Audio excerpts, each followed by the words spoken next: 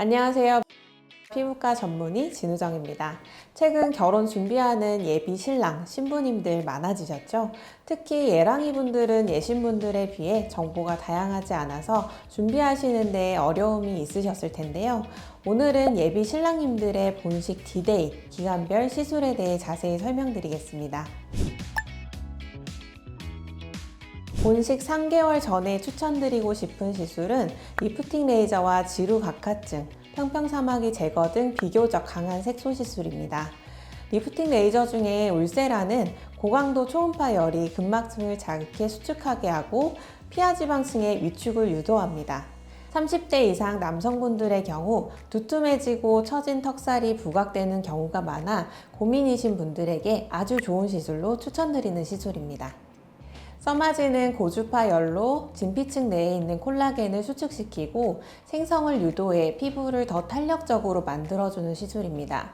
얼굴의 전체적인 탄력을 개선시키고 얼굴빛이 밝아지는 느낌을 받으실 수 있습니다.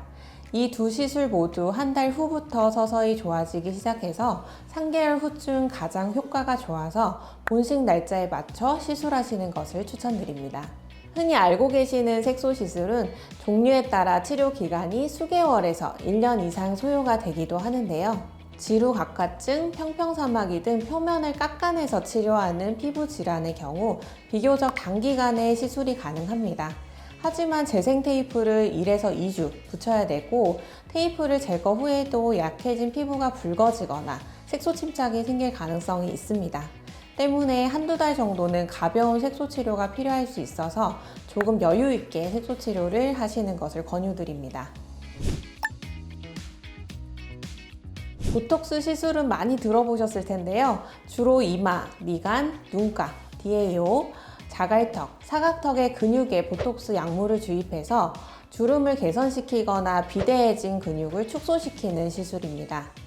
저희 먼저 개인의 표정을 정밀하게 오랜 시간 상담을 거쳐 진단하고 어떤 시술을 어느 부위와 어느 근육에 받으시면 좋을지 함께 상의해 시술을 결정하게 됩니다.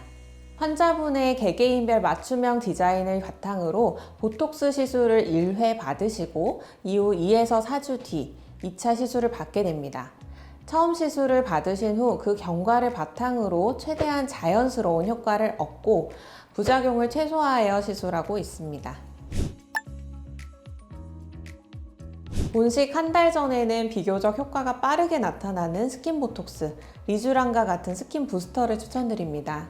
스킨보톡스는 피부층에 주입되어 피부의 탄력과 잔주름 개선 및 모공 축소 등의 효과를 주고 시술 후 피부가 쫀쫀해지는 느낌이 들면서 보다 효과적인 타이트닝을 느끼실 수 있습니다. 효과는 일주일 후부터 나타나기 시작해 한두 달 정도 유지됩니다. 스킨 부스터는 피부 영양 성분을 직접 주사하여 피부 재생을 돕는 주사 치료입니다. 그중 리쥬란은 연어 추출물인 뉴클레오타이드와 진피층의 성분인 히알루론산, 마취제인 리도카인의 혼합 주사제인데요. 피부톤, 피부결, 잔주름 개선, 모공 개선, 민감성 피부나 손상된 피부 회복에 효과가 좋습니다. 효과는 일주일 후부터 서서히 나타나기 시작해서 한 달 정도 유지됩니다.